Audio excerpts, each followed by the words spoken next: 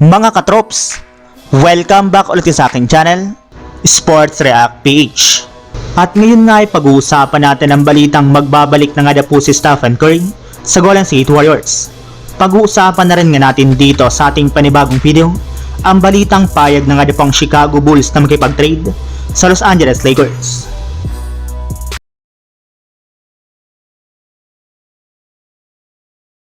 Hindi nga po mga katrops naging maganda ang performance at sitwasyon ng Golden State Warriors sa kanilang huling tatlong laro sa mga nakakahiya nga po nila ditong pagkatalo. Kaya oras na nga po upang maging desperado na ang kanilang buong kupunan dahil kung hindi ay expected nga po na magtutuloy-tuloy ang kanilang pagbagsak sa standing since malalakas na teams rin naman nga po ang kanilang makakaharap sa mga susunod na araw at linggo. At ayon nga po sa pinakahuling inilabas na balita, wala rin naman nga pong balak ang GSW na magpadaos do sa West dahil inanunsyo na nga po ni Coach Steve Kerr na paglalaroin na nga po nila agad si Stephen Curry sa kanilang next game laban sa OKC Thunder.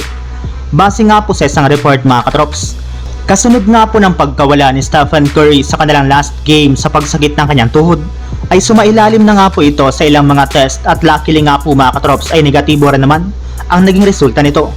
Hindi na rin naman nga po niya kailangan pa ng ilang araw para makapag-recover mula sa kanyang injury. Kaya inaasahan nga po na papayagan na siya agad na makapaglaro sa Warriors as soon as possible since nakapag full practice na rin naman nga po ito sa kanilang kupunan. Samantala, punta naman tayo sa ating sunod na pag-uusapan sa balitang payag na nga po ang Chicago Bulls na magkipag-trade sa Los Angeles Lakers. Dahil nga po mga katrop sa pagkatalo ulit ng Lakers ngayong araw, ay kumbinsido na nga po ang mga fans na kailangan na nga po talaga ng kanilang general manager na si Rob Pelinka na gumawa ng trade sa lalong madaling panahon. May ilang mga teams na rin naman nga po aktibo na ngayon sa loob ng trade market, kagaya na lang ng Chicago Bulls na willing na nga pong makipagnegosasyon sa Los Angeles Lakers.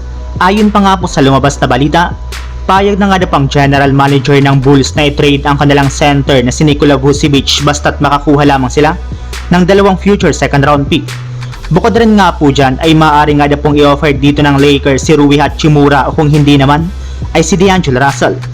Pero as of now nga po mga katrops ay wala pa rin naman nga po ditong sagot si Rob Pelinka dahil pinag-iisipan pa rin nga po nilang lahat ng mga gagawing move ng kanilang kupunan. Subalit kung kayo nga po mga katrops ang tatanungin payag ba kayo sa ganitong klaseng trade, i-comment nyo lamang sa baba ang inyong opinion at babasahin natin iyan. So yun lang mga katrops, ang handog kong story ngayong araw. Sana nag-enjoy kayo, please like and subscribe my YouTube channel, Sports React PH para sa iba pang story at update patungkol sa NBA. Kita-kits muli sa ating susunod na video.